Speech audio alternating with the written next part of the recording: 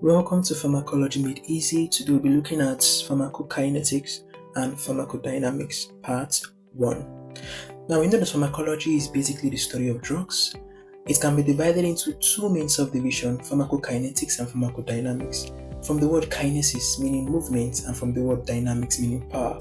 Pharmacokinetic is what the body does to the drug. Pharmacodynamic is what the drug does to the body.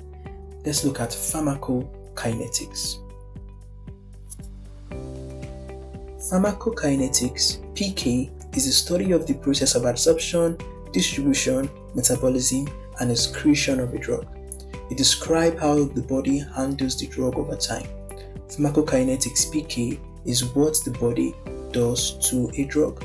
As you can see in this diagram, when a medicine or a drug is being taken orally, it will pass through this four process. How will the drug get in via absorption? Where will it go via distribution? How is it broken down via metabolism? And how does it leave the body via excretion?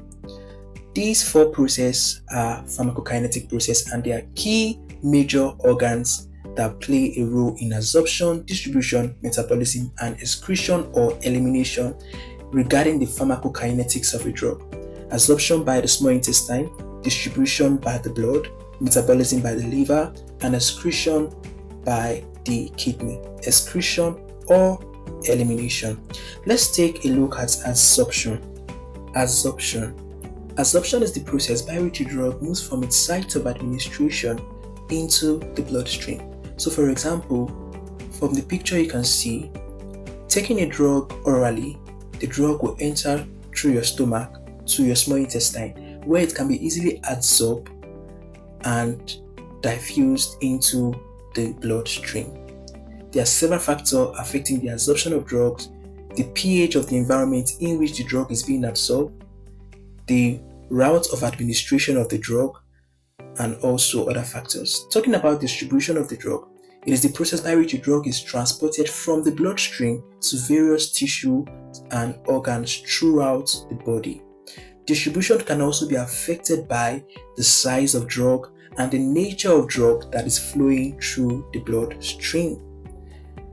The next process is the metabolism of the drug. This is the process by which the body chemically alters a drug, typically in the liver, to facilitate its elimination and conversion into an active or inactive metabolite. So every drug that comes in contact with the liver will be broken down into its active form, whereby it can bind to any specific receptor on the cell to exhibit a pharmacological effect.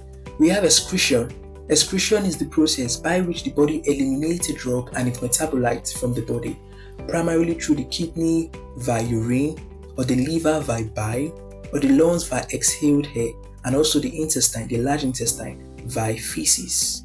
Excretion or elimination are parts of the pharmacokinetic process. Moving over to the pharmacodynamics of a drug. Pharmacodynamics, what the drug does to the body.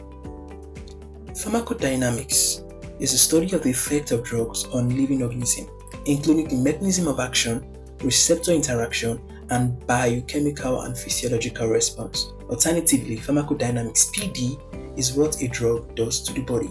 So we know that for a drug to work, it has to bind to receptors on the cell surface to produce a biological response or a signal cascade.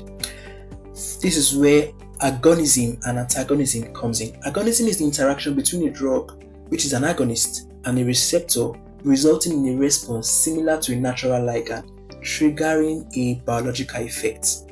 We have different types of agonists. We have full agonists, we have partial agonists, we have inverse agonists.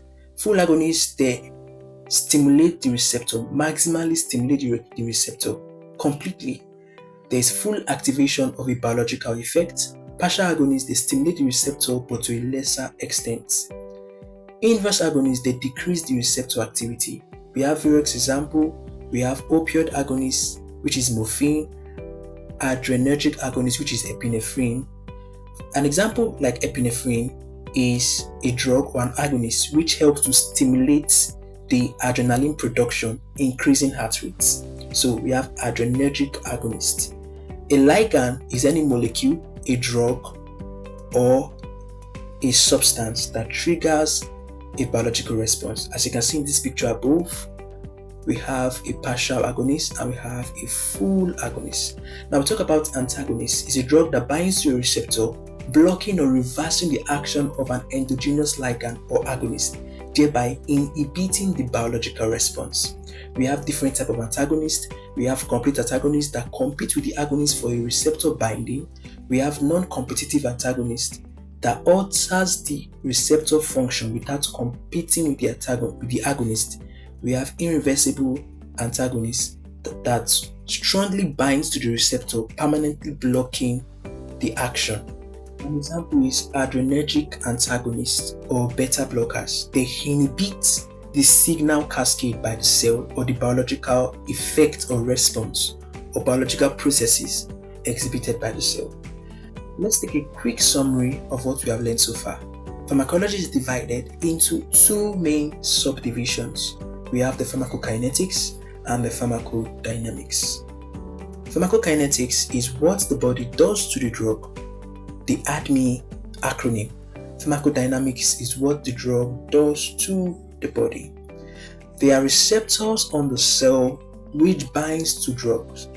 This creates a signal cascade or a biological process. The ligand or molecule or drug could be an agonist or antagonist.